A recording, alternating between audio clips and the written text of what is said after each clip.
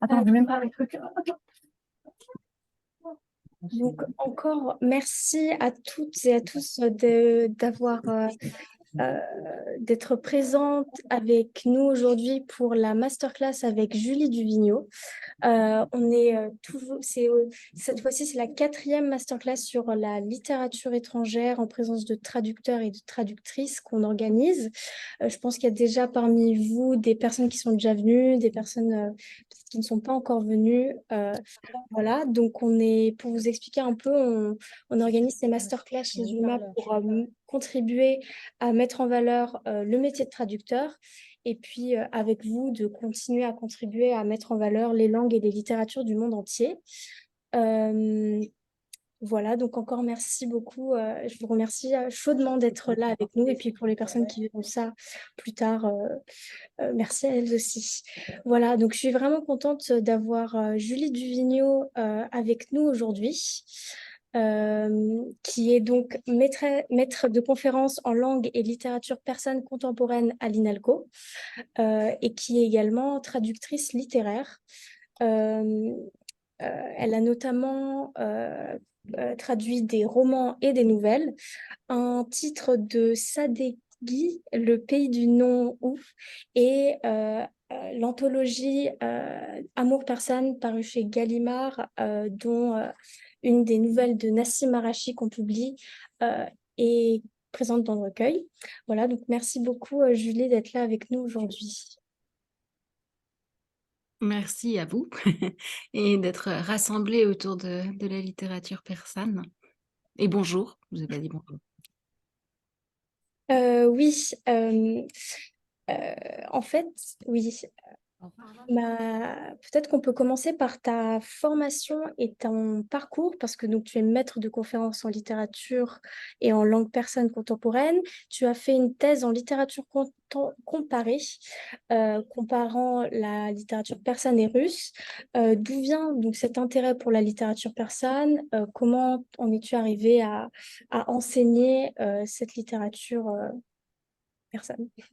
Oui, merci. Ben, en réalité, moi, j'ai commencé par le russe parce que j'avais envie de lire Dostoïevski en russe. C'était mon but d'adolescente.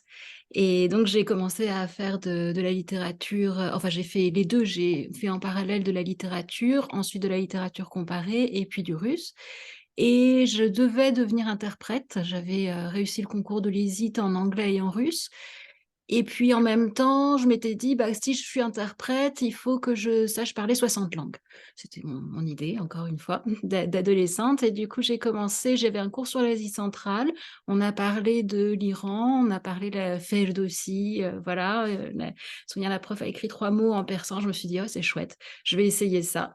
Et j'ai tellement bien essayé que j'ai oublié mon russe. Donc petit à petit, voilà, j'ai continué en russe pour ma thèse, mais petit à petit, j'ai été complètement absorbée par l'Iran, absorbée par la littérature. Et aussi, je me suis retrouvée face à un constat qui était que pour la littérature russe contemporaine, il y avait quand même pas mal de gens qui travaillaient dessus.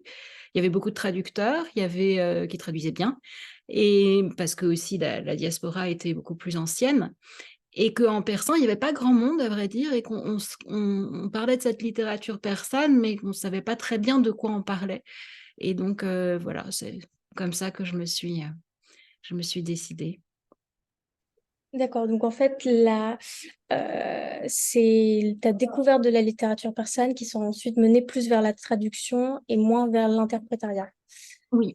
Et, euh, et justement, elle a écrit quelques mots en persan sur le tableau, mais est-ce qu'il y a un livre que tu aurais lu, soit directement en persan, soit en traduction justement du persan, qui t'aurait soit fait aimer cette littérature, soit qui t'ait dit que tu allais faire de la traduction? Alors, le livre qui m'a bouleversée, c'était La Chouette aveugle de Sadar Edaya. Donc, comme je pense, enfin, ceux qui ont lu, c'est un livre vraiment extrêmement étrange, extrêmement vertigineux. Donc, j'ai tout de suite décidé de travailler sur ce livre-là. Bon, en plus, il y a le côté, comment dire, un peu proche de nous des Dayat, même si c'est très étrange à cause de la réception qui en a été faite par les surréalistes. Donc, c'était voilà, qui a acclamé ce livre à sa traduction. Donc, c'est parti comme ça. Et puis, effectivement, la traduction, elle s'est imposée presque tout de suite. Bon, j'avais déjà cette idée de traduire, mais plutôt en interprétariat. Et puis, j'adorais la littérature. Et puis, il n'y avait rien de traduit du persan, pratiquement. On pourra revenir sur cet aspect-là aussi. Donc, c'est venu naturellement. En fait, la question ne s'est pas non plus posée. Puis, j'étais l'étudiante aussi de Christophe Balaï, qui est un peu le grand traducteur du persan.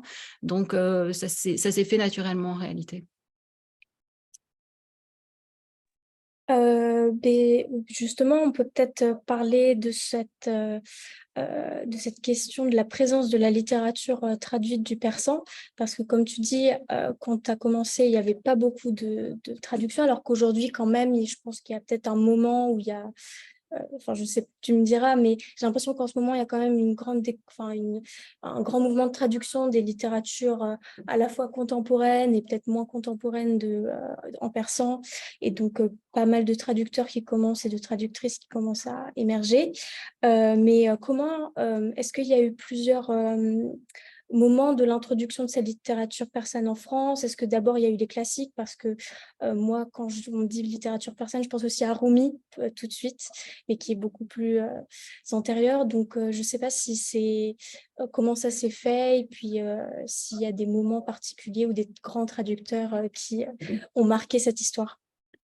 Alors oui, il y a alors bon, moi je me concentre plutôt sur, je vois ça aussi par le prisme de la prose moderne, mais oui, effectivement, il y a toute l'introduction de la poésie classique. Alors il y a Rumi, effectivement, il y a Hafez, il y a Saadi, enfin tous ceux qui ont été vraiment très importants. On peut parler de Goethe, mais on peut parler de beaucoup d'autres gens qui ont lu ces poètes, ces grands poètes.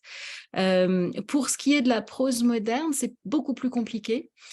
Beaucoup plus compliqué pour beaucoup de raisons. Une des premières raisons, c'est la désaffection, on va dire, des lettrés iraniens, au sens un peu antique, enfin ancien du terme, pour la prose et pour la prose moderne en particulier. Hein. C'est comme on a ça aussi dans les pays arabes, mais moins justement. Et puis après, c'est des choses qui sont en train de changer, mais il y a quand même cette grande tendance à l'origine où on a la grosse poésie. Bon, et puis en plus, quand on a Rumi, qu'est-ce qu'on dit après Rumi? Enfin, c'est quand même un petit peu compliqué d'essayer de rivaliser avec Rumi.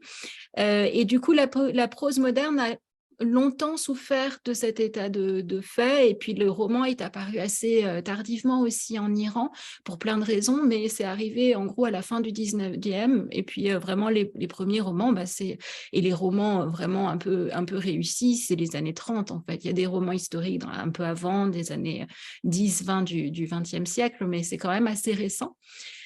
Et j'ai perdu le fil de la question. Non, et donc, est-ce que Rumi avant avait déjà été traduit en français ou c'est par l'émergence de ces romans dans les années 30 que les premières traductions sont arrivées en France? Alors ça, pour Rumi, je ne suis pas du tout spécialiste de l'introduction de Rumi. Il faudrait voir avec Leili Anvar qui vraiment travaille voilà, sur ces questions-là. Ce que je peux dire, moi, c'est les vagues d'introduction de la prose moderne. Donc, il y a eu des premières vagues. En fait, ça a commencé avec Hédoïat. Et puis, il y avait eu déjà un peu des soubresauts dans les années 40 pour Hédoïat. Et puis, c'est vraiment au moment de son suicide, en plus à Paris, que tout d'un coup, on s'est dit, ouf, il y a quelque chose là. Enfin, voilà, il faut lui rendre hommage. Il y a eu beaucoup, beaucoup de raisons. Donc, La Chouette aveugle a été traduite. Et puis, c'est paru chez Corti. Et ensuite, en réalité, entre les années 50 et les années 80, il n'y a pas eu grand-chose. Il y a eu un texte des nouvelles de Jamal Zadeh, que je pense personne n'a entendu le nom ici, j'imagine, qui est un peu le père fondateur de la nouvelle persane moderne, avec beaucoup de guillemets à tout ça, parce que c'est des grands débats autour de ces questions-là, mais on ne va pas rentrer dedans. Et puis après, il a fallu vraiment attendre les années 80, et en fait, 1980. Et pourquoi 1980? Parce que 1979, il y a eu la révolution islamique.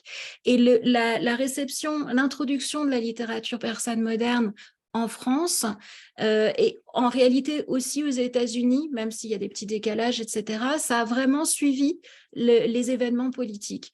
À chaque fois qu'il y avait quelque chose qui se passait, alors une révolution, on ne peut pas faire mieux, mais des événements politiques qui se produisaient en Iran, tout d'un coup, il y avait une vraie volonté du public, je pense, d'essayer de comprendre, et puis des éditeurs aussi, d'essayer de comprendre ce qui se passait. Et donc, il y a des vagues comme ça. Donc, 1980, c'est un énorme moment. Et puis après, il va falloir attendre 2000. Alors, il y a des choses qui se produisent entre les deux, mais ce n'est pas énorme. Et c'est souvent parce que les écrivains eux-mêmes sont déjà arrivés en France et qui, par exemple, Goli Talari, dont vous avez peut-être déjà entendu parler, qui a écrit toute une série de romans, mais en fait, elle était en France et elle veillait à sa propre traduction et puis elle était derrière, voilà, insérée en fait déjà dans la vie littéraire française. Il y a eu comme ça Reza Baraheni, qui est aussi, je ne sais pas si vous avez lu Les Saisons en enfer du jeune Ayaz, qui est un livre absolument épouvantable, effrayant de violence et en fait, il montre une image de la violence de l'histoire dans l'Iran. Et donc, on peut se demander pourquoi est-ce qu'un livre comme ça est traduit alors qu'il y en a des milliers d'autres qui ne sont pas traduits? Ce n'est pas un livre facile, mais parce que Reza Baraheni était aussi en France. Donc, entre les années 80 et les années 2000, c'est un peu ça. Et puis 2000, de nouveau, il y a un regain d'intérêt parce qu'en 98, il y a eu des manifestations réprimées en Iran d'étudiants. Donc de nouveau, ça fait la une des médias. De nouveau, on se dit, mince, qu'est-ce que c'est que ce pays? Hop, on essaye de comprendre. Et puis, c'est greffé à ça, dans les années 2000, la question des femmes. Donc, c'est pour ça, bon, c'était aussi un mouvement en Iran.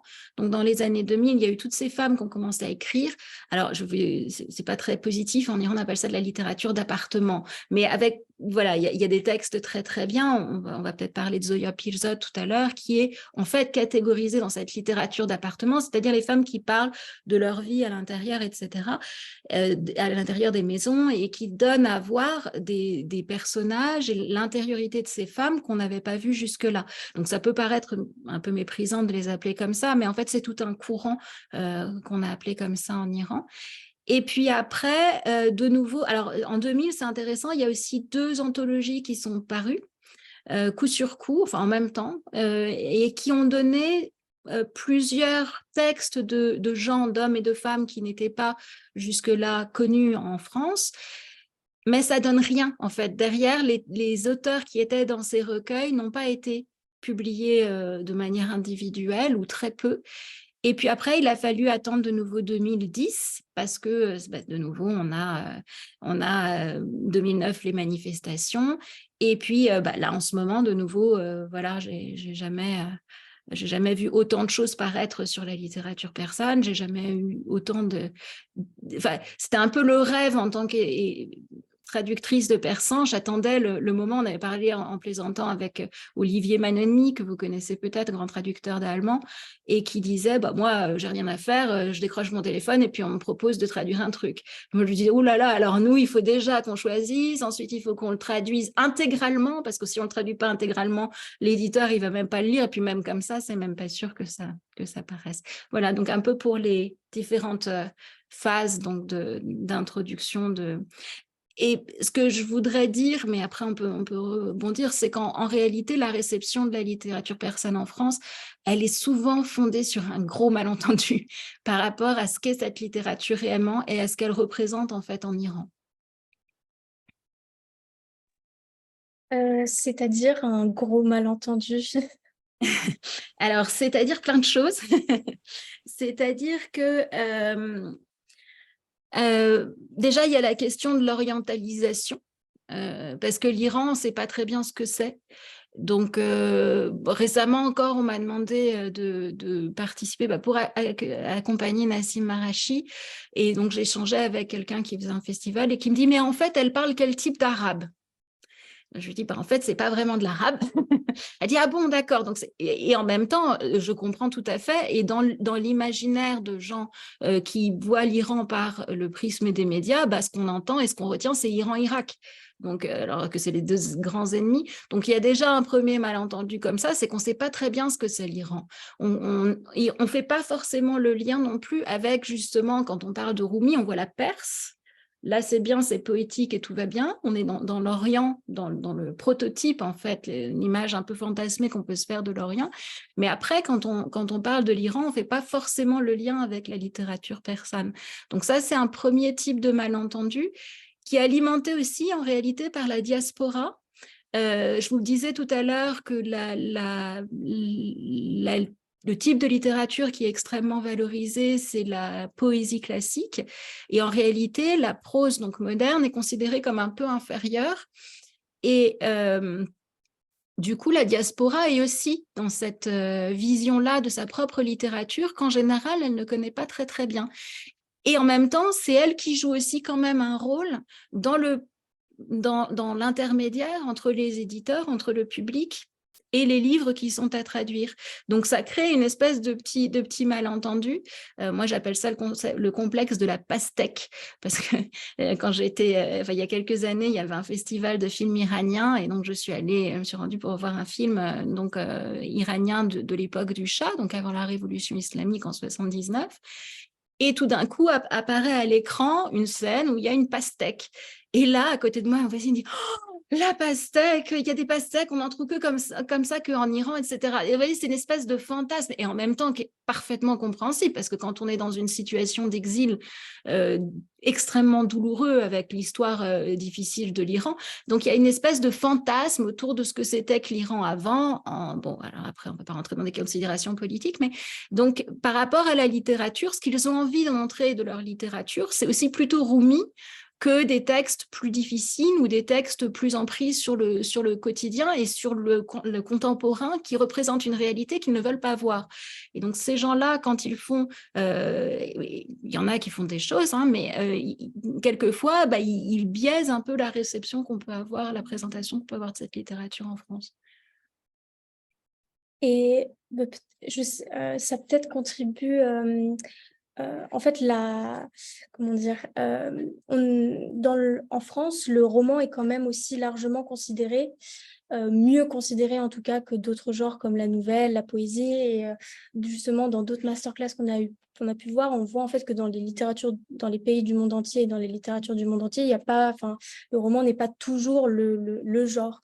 Et donc finalement, dans la littérature persane, bon, c'est peut-être à moitié fantasmé aussi, ou voilà, mais finalement, peut-être que le roman est moins considéré, et donc ce qui fait il y a, comment dire, la conjonction entre les romans qui peuvent être éventuellement traduits en français, qui ont un intérêt en Iran, mais qui peuvent aussi en avoir un intérêt en français, c'est peut-être une toute petite frange de ce qui peut être publié en France, en fait. Alors oui, il y a cette question effectivement des genres qui est importante. C'est vrai que la littérature persane se développe beaucoup par nouvelles, et les écrivains en général commencent par écrire des nouvelles et viennent au roman après. C'est très rare les écrivains qui ont vraiment commencé par le roman. Donc effectivement, en France, c'est moins bien vu qu'aux États-Unis, même si ça commence quand même à changer aussi dans le paysage français. Il y a quand même de plus en plus de recueils de nouvelles. Et puis, ce qu'ont beaucoup les Iraniens aussi, ce sont des nouvelles liées, ils appellent ça comme ça, donc des nouvelles où en fait on retrouve un narrateur, mais déplacé de nouvelle en nouvelle, et qui forme un recueil comme ça. Donc ça peut passer, par exemple, le livre d'Oliye Atoyi, c'est un peu ça. On a une espèce de narratrice qui fait le lien entre les différents romans, et ça lui permet de donner un peu une image comme ça, kaléidoscopique en fait, avec différents petits fragments comme ça. L'autre point, c'est qu'en fait, ils écrivent quand même des romans, mais alors ça, c'est des grands débats en ce moment dans toutes les recherches en littérature, c'est comment est-ce que, qui c'est qui décide de ce que c'est un roman et qui c'est qui décide de ce que c'est un bon roman? Et ben en fait, c'est l'Occident. C'est l'Europe, c'est les Russes, enfin voilà, c'est toutes les grandes écoles de littérature qui sont comme ça, et qui ont donc mis comme critère de ce que c'est un bon roman des critères qui correspondaient à une littérature qui se développait là. Et en réalité, en Iran, par exemple, il y a toute une littérature orale de conteurs qui s'est développée pendant très longtemps et qui a beaucoup... donc, Christophe Balaï présentait toujours la genèse, il a écrit un truc qui s'appelle La genèse du roman persan moderne, dans lequel il expliquait que il y avait eu toute une vague de traduction, d'ouverture par les médias, par les voyages à la fin du 19e, et que pof, après, le roman moderne, était arrivé en pleine lumière comme ça, puis il avait sauvé en fait la littérature, il avait fait entrer la littérature persane dans la modernité. Et en réalité, maintenant, on est plutôt en train de dire, c'est pas tout à fait ça. C'est-à-dire, ils ont pris ce qui les intéressait dans la littérature qu'ils ont traduite. Ça, c'est indéniable. Il y a un énorme mouvement de traduction. Mais ils ont en ont pris ce qui les intéressait, ce qui se correspondait à leur goût et puis à la littérature qu'ils avaient déjà, en fait. Donc, les romans, il y en a quand même. Mais, et pour revenir à ta question, pas facile forcément à traduire parce qu'ils ont une autre forme. Ils sont souvent assez tentaculaires, ils sont souvent pas très... Nous, on aime bien les choses quand même qui aboutissent à quelque chose, qui ont une logique, etc. Alors que c'est très... Voilà, ça essaime comme ça et quelquefois, on est un peu déstabilisé par ces grands romans-là. Donc, pas facile à traduire. J'imagine. Et ben, justement, comme tu as cité Christophe Balaï, on peut peut-être revenir rapidement.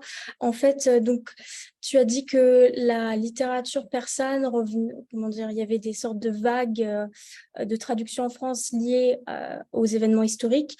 Mais donc, est-ce que Christophe Balaï est peut-être aussi une figure qui est importante dans dans la connaissance des lettres persanes en France? Chez nous, voilà, il a traduit l'ensemble de l'œuvre de Zoya Pirzad, mais voilà, je pense que son impact est aussi très important pour la littérature persane en général. Oui, ce qu'on peut remarquer aussi, donc par rapport à ces grandes vagues que j'ai décrites tout à l'heure, c'est aussi que les gens qui sont à l'origine de ces grandes vagues quand même, ce sont des universitaires.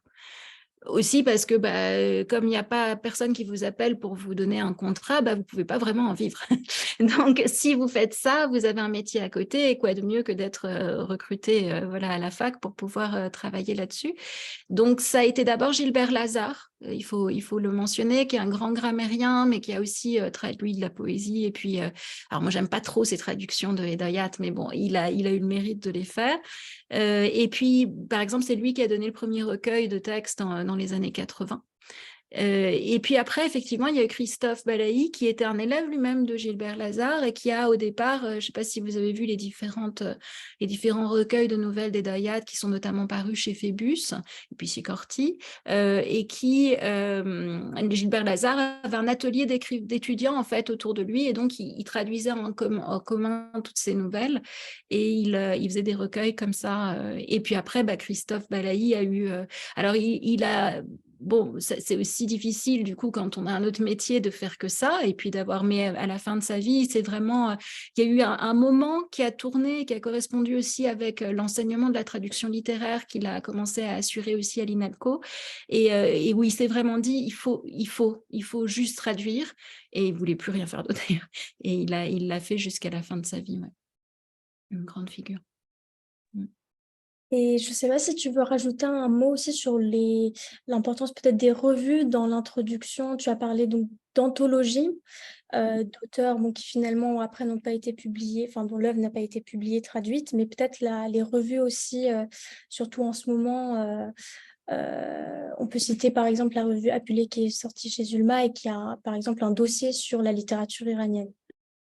Oui, alors effectivement, les revues, c'est un endroit voilà, où on peut faire paraître des textes qui sont soit très isolés, soit des textes qui seraient plus difficiles à faire paraître justement dans des recueils, etc. Alors, il y a effectivement la revue Apulée. Moi, je suis très contente, dans le dernier numéro, donc il y a une petite nouvelle qui est en fait pas vraiment une nouvelle à la base, enfin c'est la voix off d'un film expérimental qui a été fait par Ghazi Rabiavi, qui est publié chez Safran et qui est un auteur extrêmement intéressant qui vit vraiment un des grands du moment, qui est aussi un dramaturge, etc., qui a eu une vie assez compliquée, qui est parti dans les années 80, milieu ou même fin des années 80, pour vivre à Londres pour des raisons politiques, hein, et qui a fait aussi des films expérimentaux, donc, et qui est très engagé sur la condition des femmes notamment, et la petite nouvelle, donc on va l'appeler comme ça, que j'ai traduite, c'est un monologue d'une prostituée, et à travers son monologue, on comprend toute l'histoire de l'Iran. Donc c'est aussi pas toujours très facile à faire passer, mais dans celle-là, je pense que ça marche assez bien. Et donc elle rappelle son passé de quelqu'un qui était donc un officier, son père était un officier du Shah, qui a été exécuté en place publique, et donc elle raconte toute cette histoire-là. Mais alors, juste une anecdote pour finir sur Rabbi Avi, puis après j'enchaînerai sur les revues. Rabbi Avi, il dit quelque chose de très intéressant. Il dit, alors, à propos de la question de la censure, dont on parlera peut-être encore après, il disait, en Iran, on est tellement habitué à être censuré que nous, en fait, on sait comment s'en tirer, donc on sait comment dire des choses sans les dire, et Nassim Marashi le disait aussi, on sait en gros suggérer des choses, et le lecteur, il va comprendre ces choses, et le censeur, on espère qu'il ne va pas comprendre, puis comme voilà, bon, après ils disent des tas de choses sur, on ne va pas rentrer sur les censeurs et tout ça. Et Rabbi Avi, il a ajouté, sauf que quelquefois, c'est tellement à mots couverts que même nous, on ne comprend même plus ce qu'on a voulu dire. Ce qui est aussi un problème pour toutes ces allusions, et qui est très perçant et très ancien, en fait, parce que même dans la poésie mystique, etc., cet art de faire allusion à quelque chose, mais sans le dire vraiment de manière explicite, est déjà quelque chose d'extrêmement important, lié évidemment au soufisme, lié à toutes ces choses-là culturelles, mais qui, dans la littérature moderne, a donc pris une forme plus politisée, et qui fait que quelquefois, effectivement, on a un peu des soucis. Et pour revenir sur cette question des revues, donc il y a plusieurs revues qui ont fait vraiment des travaux intéressants. Il y a eu aussi un numéro qui avait été fait chez Europe en 2012, si je ne me trompe pas, où c'est un joli numéro qui s'appelle Littérature d'Iran, et qui a un volet poésie classique et contemporaine, et un volet prose, et puis aussi quelques articles sur donc il mélange les textes, et puis les traductions, et puis les analyses un petit peu aussi sur le cinéma. Donc voilà, ça c'est des moments qui permettent en fait de vraiment donner un panorama de ce que c'est que cette littérature. Mais encore une fois, sur le plan, je ne sais pas si l'idée, en faisant des anthologies, est de faire découvrir des auteurs, et après de les faire traduire, et après de les faire connaître au grand public. Je ne suis pas sûre que ça marche. Mais peut-être que je me trompe, et peut-être que c'est parce que cette littérature-là avait du mal pour le moment à exister, et peut-être qu'en fait, par exemple, une anthologie comme Gallimard peut changer un peu les choses.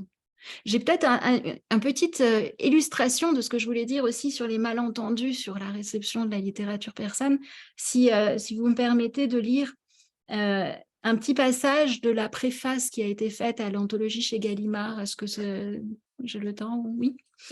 Donc, on a fait cette anthologie. Alors, ce n'est pas moi qui ai eu l'idée de cette anthologie, c'est Nassim Vahobi, qui est une écrivaine qui écrit à la fois en persan et en français, qui a écrit notamment Je ne suis pas un roman, qui est paru chez Tropisme récemment, qui est un roman qu'elle a écrit en français. Quelquefois, elle s'auto-traduit, quelquefois, elle écrit directement en français, puis quelquefois, elle m'a demandé de traduire un roman qu'elle ne veut pas retravailler, donc elle me demande de le traduire du persan. Et elle a eu cette idée donc de faire cette anthologie chez Gallimard, et de faire une anthologie thématique, ce qui était une bonne idée, ce qui était la première fois.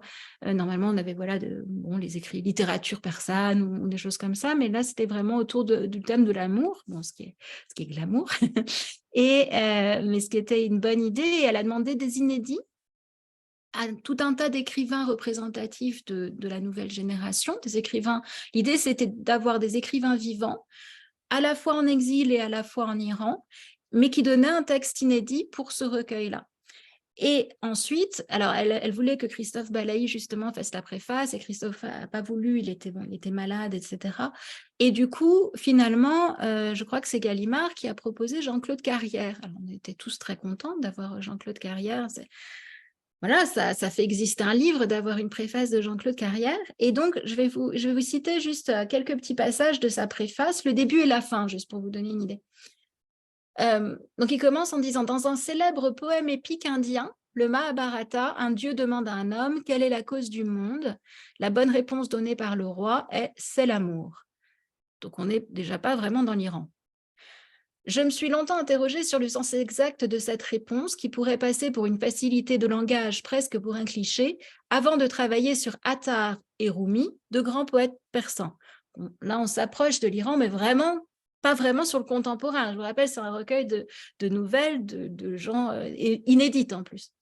Et donc, il fait toute une petite préface comme ça. Puis à la fin, il finit en disant « Il est grand temps de relire les auteurs iraniens qui ont senti et qui ont dit que seul l'amour peut maintenir le monde dans sa main puissante », qui nous demande de relire en fait pas du tout les textes qu'il est en train d'introduire, puisque ceux-là sont inédits, donc on peut les relire, et que cet amour est en nous, au plus profond de nos secrets, même si la plupart du temps, nous crions notre hostilité et notre mépris pour les autres. Le Dalai Lama dit à peu près la même chose. Donc, en fait, j'ai trouvé que cette préface, elle était extrêmement symptomatique du malentendu qui entoure cette littérature persane. Hein, elle est coincée entre le Mahabharata et le Dalai Lama. Et en fait, sous le poids en plus de Attar et Rumi, bon, la prose moderne, là, elle a vraiment du mal à exister.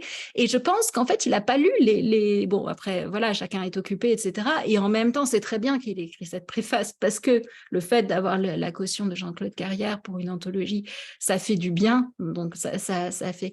Mais c'est très symptomatique du malentendu. On n'est pas du tout... Ces textes-là ne peuvent pas être présentés comme ça, en réalité. Ils ont absolument... Enfin, voilà, c'était assez déstabilisant de voir la préface comme ça. Bah, justement, on peut peut-être rapidement parler de comment définir la littérature persane, parce que tu as dit justement l'art de faire des allusions, c'est très persan, mais on a eu des recommandations justement de libraires, j'ai pas noté qui nous avait recommandé ces livres, mais qui avait recommandé un livre qui était écrit en anglais et qui disait ça, je sais pas si finalement ça rentre dans la catégorie ou pas. On avait La soupe à la grenade de Marsha Mehran. On avait Marx et la poupée, ça c'est écrit en français, de Myriam Majidi. Et puis toi-même, en fait, quand on a commencé à évoquer cette visio, tu disais, mais peut-être qu'il faut différencier quand même les deux, ce qui est écrit en persan et ce qui est peut-être écrit d'auteurs iraniens, iraniennes, mais pas en persan. Et justement, en fait, on dit persan, on dit littérature iranienne. Est-ce qu'il y a de la littérature persane en dehors de l'Iran? Peut-être qu'on peut rapidement essayer de voir les limites de ça.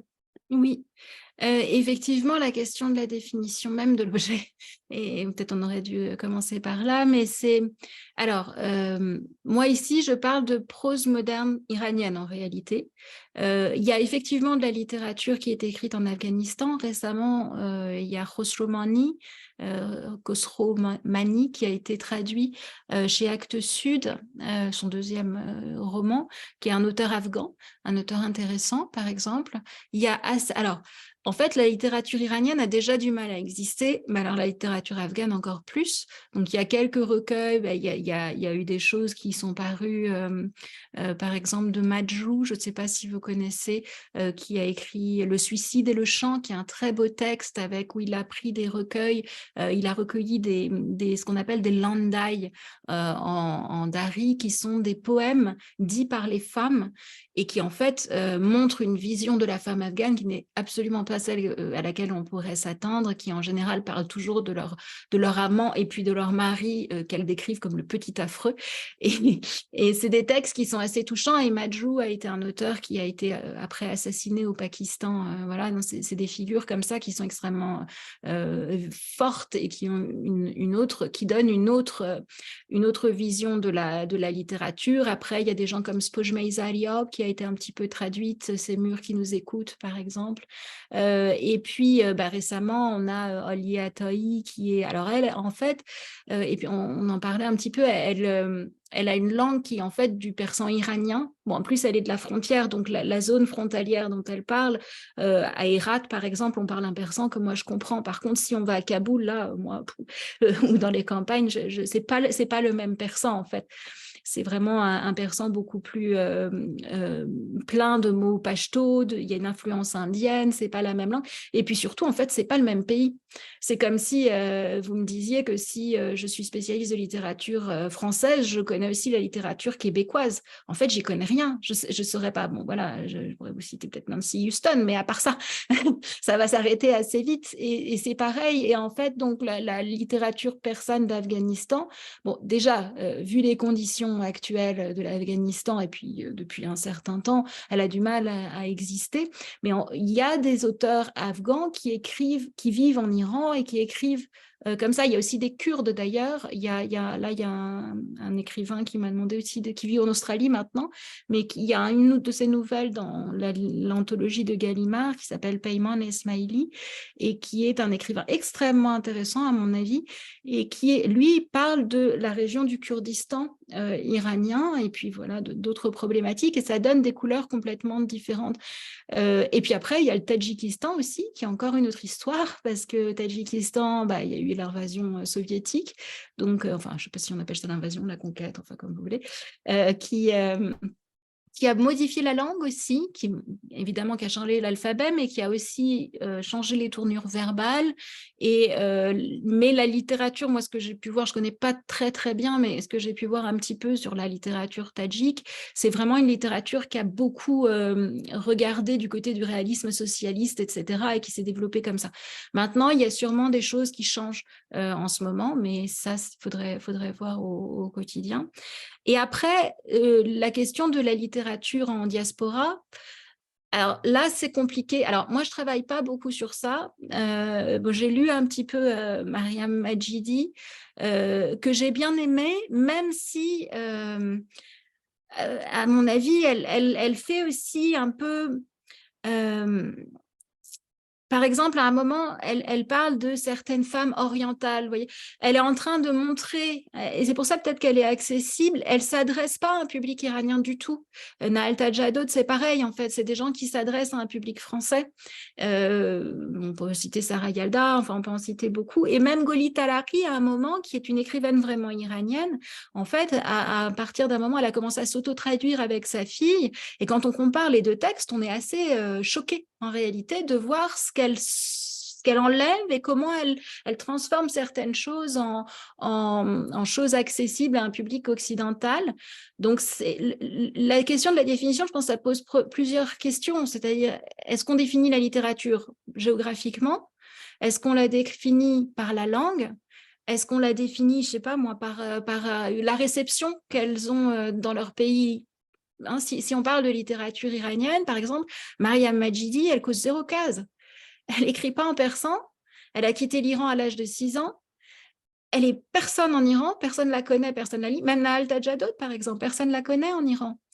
Et c'est pas pour dire qu'elles sont moins bien, enfin voilà, c'est pas un critère de valeur, mais c'est qu'en fait, elles font pas partie de ce paysage. Et en plus, elles dialoguent pas avec les auteurs qui sont importants au XXe siècle. Parce qu'en fait, elles ne les connaissent pas et elles ne les connaissent pas. Alors, à part certains, je ne veux pas dire que mais la littérature persane contemporaine, elle souffre terriblement de cette invisibilisation par le pouvoir qui était déjà sous le chat, hein, je vous rassure. Les écrivains, quand on regarde les biographies des écrivains, en général, c'est assez drôle parce que, ah bah tiens, celui-là, il était en prison avant la Révolution, puis, ah bah tiens, il est retourné après la Révolution. Il y a même ceux qui sont partis comme Soedi. Je ne sais pas si vous avez entendu parler de Gholam Hossein Soedi, qui est un dramaturge et puis qui a aussi écrit des nouvelles, qui est enterré au Père-Lachaise. C'est un exemple extrêmement intéressant. Il a été torturé sur le champ. Mais torturé, hein, c'est bon. Après, bon, on va pas parler de torture, mais il est parti. Il a été avant donc la révolution islamique, il est allé en Angleterre. Au moment de la révolution islamique, il a fait partie de ceux comme Baroini que je vous citais tout à l'heure, de ceux qui sont rentrés. en se disant c'est super, le chat est tombé. Bon, après ils sont repartis. Ils sont repartis par le Pakistan parce qu'évidemment le nouveau régime ne leur plaisait pas non plus. Et Saïdi est un exemple en fait de cette diaspora il est mort assez rapidement. Il a sombré dans l'alcoolisme, etc. Et donc c'est des figures extrêmement brisées d'écrivains. Et donc pour revenir à cette question des rapports avec la diaspora, il y a plein de gens qui écrivent en Iran qui en fait ne sont pas connus. Vous voyez, par exemple, Nahal Tajadud, elle est spécialiste de Rumi. Donc, elle dialogue avec Rumi. Elle ne dialogue pas avec Sadr Hedayat. Elle ne dialogue pas avec Choubak. Elle ne dialogue pas avec des gens qui sont extrêmement importants pour tous les écrivains iraniens qui écrivent en ce moment en Iran. Et qui, évidemment, ont aussi des dialogues avec des écrivains français, des écrivains russes, des écrivains américains ou sud-américains. Mais du coup, ça crée en fait deux trajectoires qui sont extrêmement différentes. Et puis, il y a aussi une question un peu plus compliquée. Par exemple, je ne sais pas si vous avez entendu parler d'un roman qui s'appelle « En censurant un roman d'amour iranien », qui est un texte qui est paru au Seuil, qui a été écrit par Mandanipur. Mandanipur, c'était un énorme... c'était un peu l'écrivain, le jeune écrivain, c'était un élève d'Ushan Golshiri, donc vous avez peut-être entendu le nom, qui était vraiment l'écrivain le plus doué de sa génération, qui a écrit un très très beau recueil de nouvelles qui s'appelle L'Orient violet, et dans lequel il y a cette nouvelle L'Orient violet. Ensuite, il est parti, il a vécu aux États-Unis, et il nous a donné un texte qui s'appelle « En censurant un roman d'amour iranien », où il prend en réalité la nouvelle qui s'appelle L'Orient violet, qui n'est pas censurée en Iran. Il prend cette nouvelle, il rajoute des choses en disant, bon, alors là, évidemment, comme je ne peux pas lire telle chose, ils sont en général des scènes d'humour ou des choses comme ça, puisque la censure, elle est sur les mœurs en Iran. Hein, donc, c'est une censure, enfin, c'est à la fois politique et à la fois morale, ce qui est une double peine, si vous voulez. Et donc, il rajoute des passages comme ça qu'il barre, donc on peut les lire, mais sous le trait, et son roman est assez intéressant, il est très bien construit. Et donc, ce roman-là, il est disponible au Seuil, et quand j'ai regardé la première fois, je me suis dit, ah, génial, qui c'est qui a traduit ça? Ben, c'est traduit de l'anglais. Donc, on est dans un phénomène de traduction indirecte. Donc, j'étais outrée que, encore dans les années 2000, en France, on fasse des traductions indirectes. Mais en fait, c'est plus compliqué que ça. C'est-à-dire que le texte original n'existe pas. Et que le texte que donne à lire Mandanipur a été réécrit avec sa traductrice anglaise pour un public occidental. Et du coup, quand on compare les deux textes, donc le noyau de la nouvelle et qu'on regarde le roman, en fait, lui-même a censuré sa petite nouvelle iranienne qui, elle, n'est pas censurée parce que, par exemple, il a enlevé, il y avait tout un jeu de références à Hafez, notamment, qu'il a enlevé parce que, soi-disant, ça n'est pas compréhensible pour un public occidental. Donc, il y a des phénomènes comme ça. En fait, on ne sait plus trop où elle est la censure. Il y a de l'autocensure de tous les côtés. Et c'est extrêmement compliqué. Après, donc c'est tout ça qui traverse ces questions de littérature en diaspora. Si on parle des littératures qui sont traduites à partir de l'anglais, il y a eu le cas encore avec une auteure afghane, cette fois-ci, qui s'appelle Omera Kaderi, qui est dansée dans la mosquée.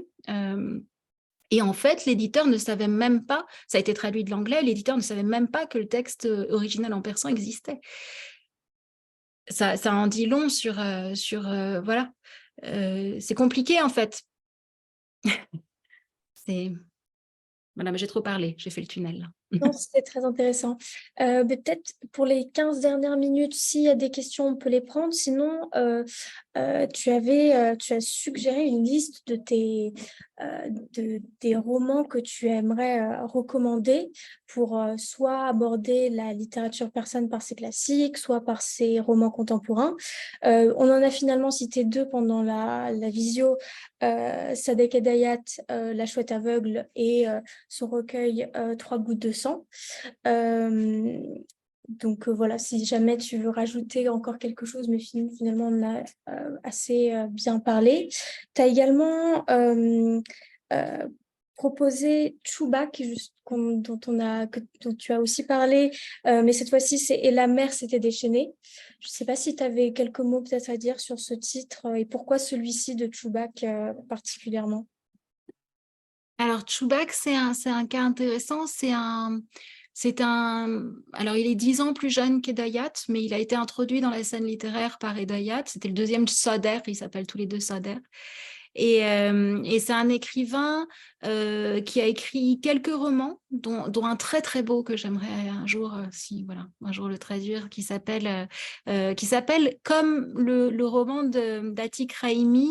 Je ne sais pas si vous avez entendu parler de ça, oui, on n'a pas cité Atik Raimi comme auteur afghan quand même, qui est Sang et Sabour, qui veut dire en fait la pierre de patience.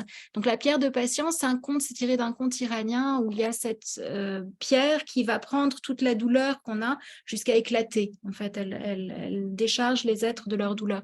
Et donc Chubak a écrit un roman qui s'appelle Sang et Sabour et qui est un très beau roman, mis un peu sur... lui, il était anglophone, on n'a pas parlé non plus de... Bon, on ne peut pas parler de tout, je ne peux pas vous faire un cours, mais lui, il y a eu toute cette vague du type Edayat, etc., qui étaient des écrivains francophones, donc avaient accès à la littérature par la France, en réalité, parce qu'il était traduit en France. Et puis, on a ceux après qui étaient plutôt anglophones, et Chubak représente cette génération-là. Et en plus, c'est un écrivain du Sud, c'est un écrivain de Shiraz, qui donc donne une autre langue, qui a fait beaucoup aussi pour...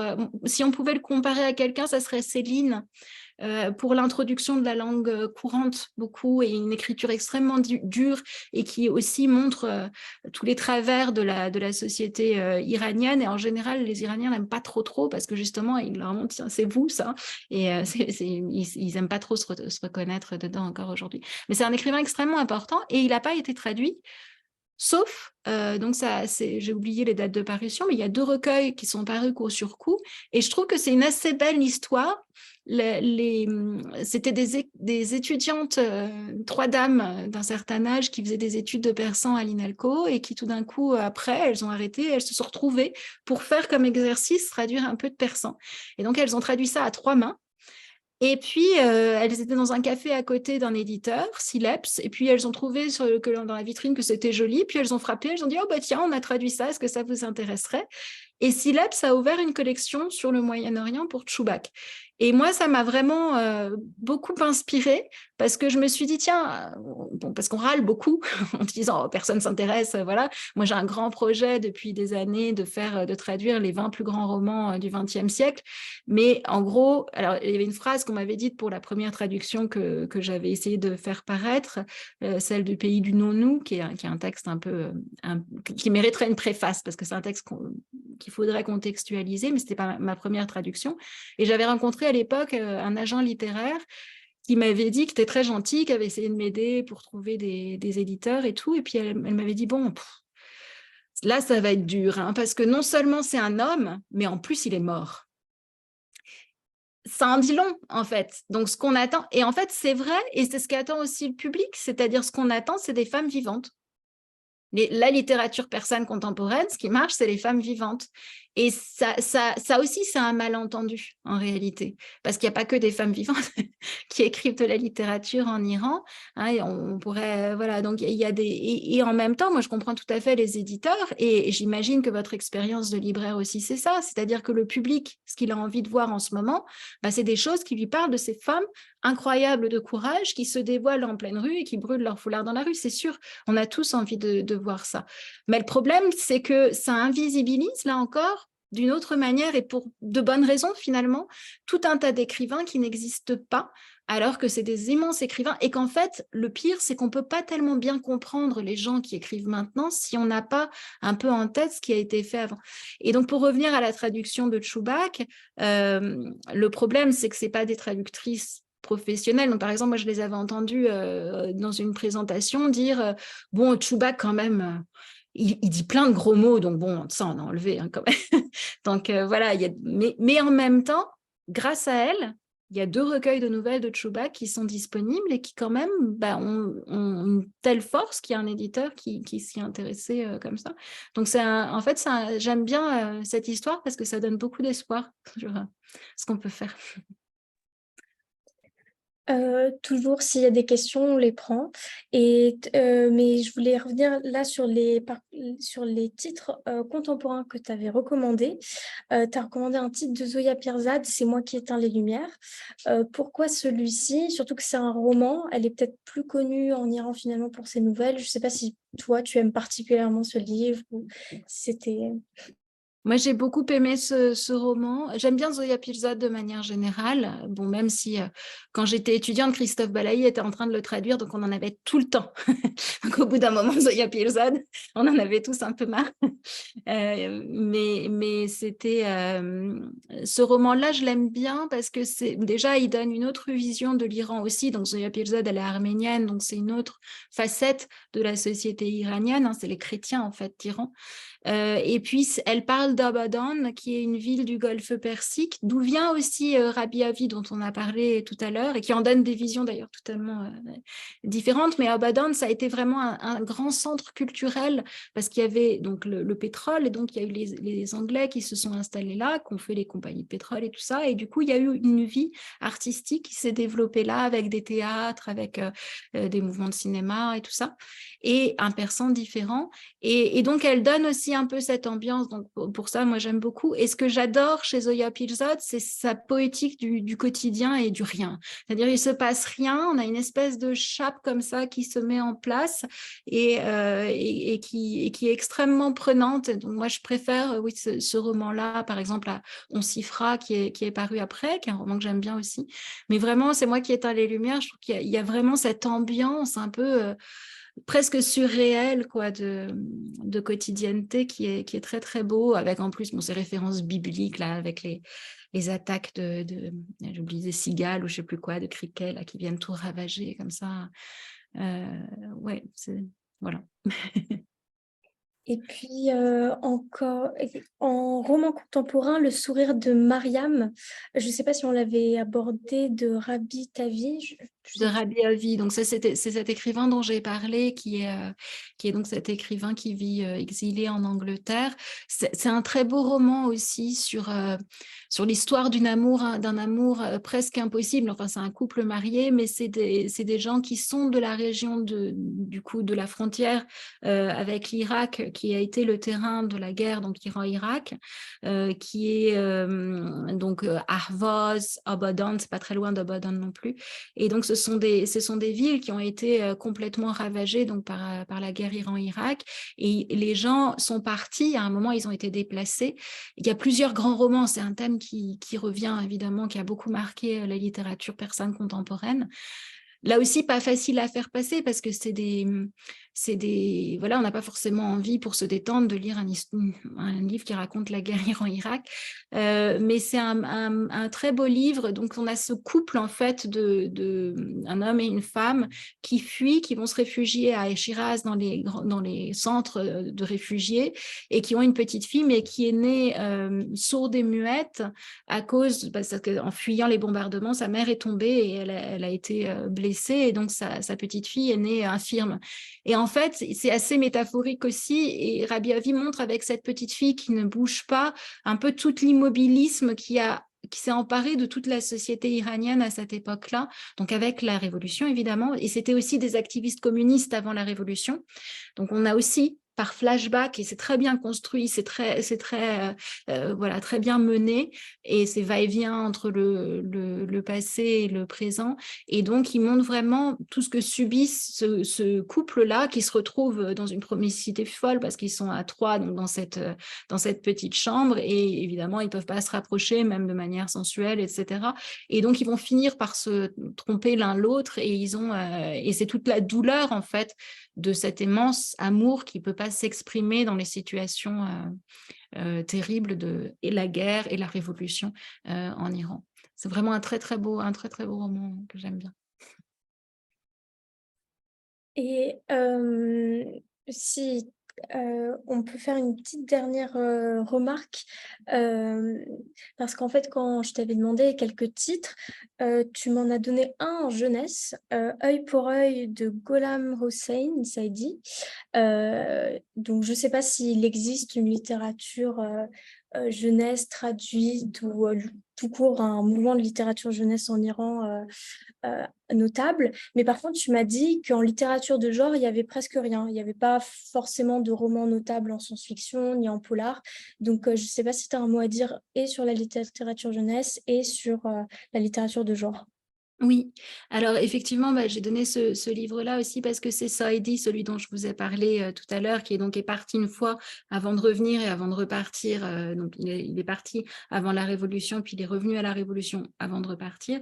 Et donc c'était pour que vous ayez accès à un de ces titres. Donc c'est un dramaturge, donc c'est une petite pièce de théâtre. Qui donne voilà, à voir son œuvre. Après, pour ce qui est de la littérature de jeunesse en général, oui, il y a un grand mouvement en Iran.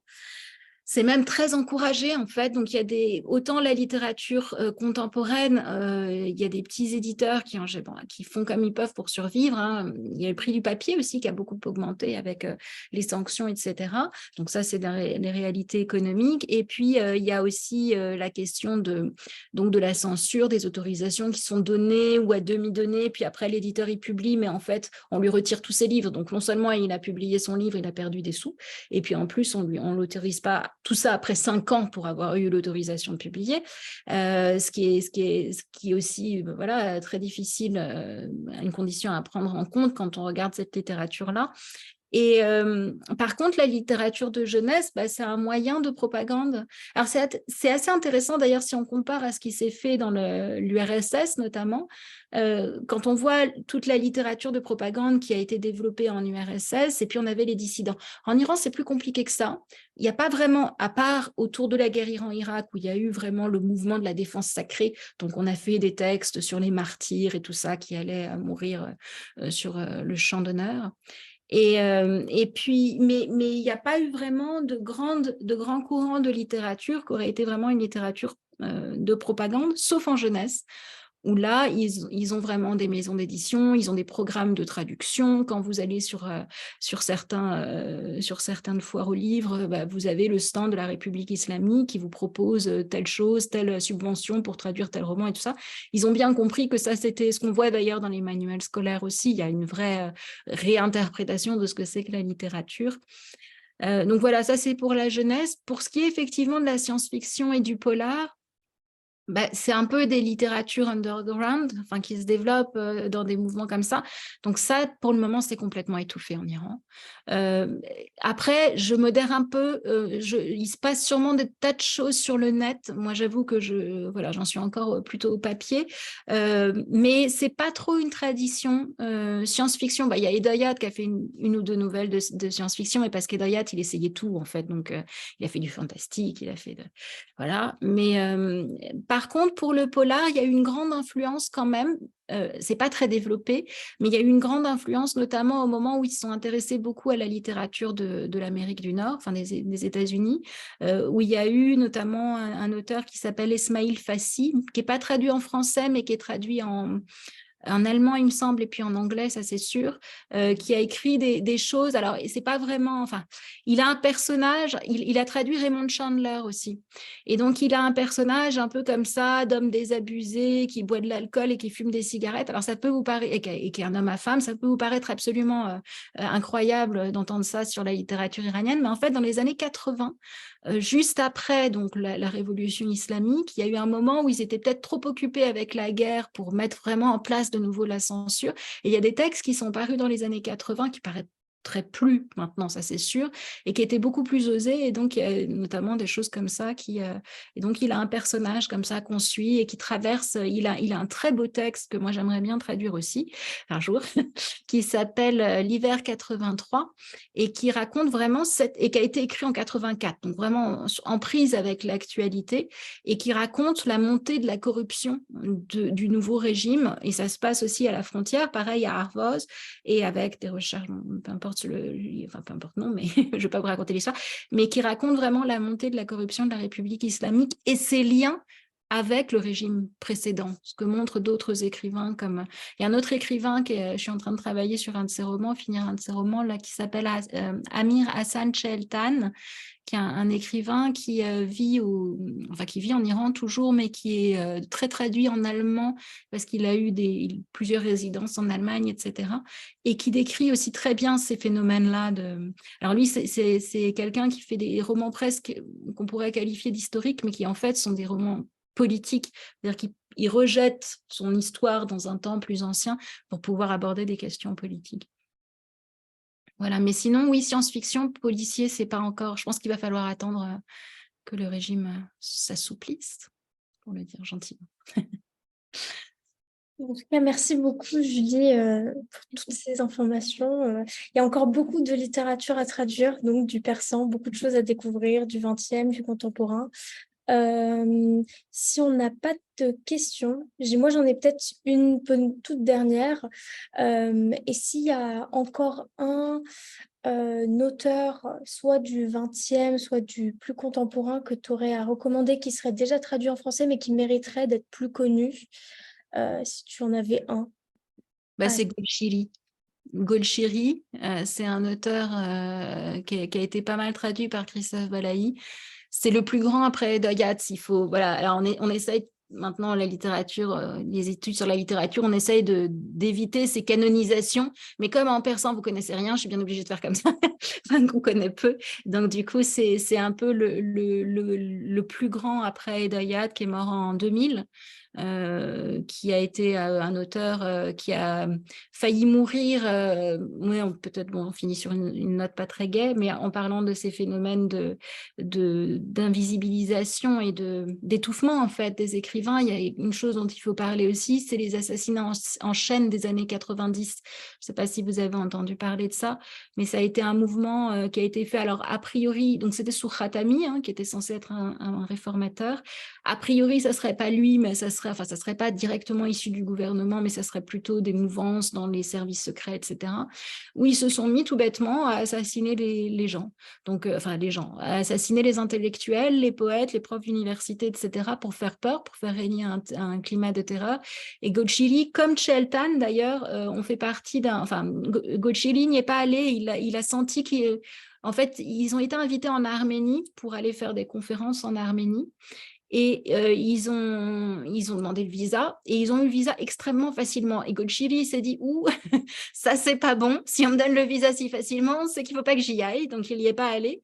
Et en fait, les autres y sont allés. Cheltan, notamment, dont je vous parlais, a été dans le bus. Et ils ont pris donc un bus qui les a conduits en pleine nuit. Ils se sont réveillés et il y avait le bus arrêté au bord d'un précipice.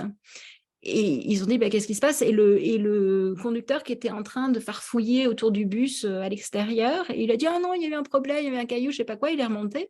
Et ensuite, il y a un autre écrivain qui était dans le bus et qui est donc resté éveillé. Et il a vu à un moment, il est reparti donc le bus, et à un moment le conducteur a fait un grand coup, a accéléré, fait un grand coup et a sauté du bus. Et heureusement, l'écrivain a fumé le frein à main, ils ne sont pas morts. Mais et après, ils ont eu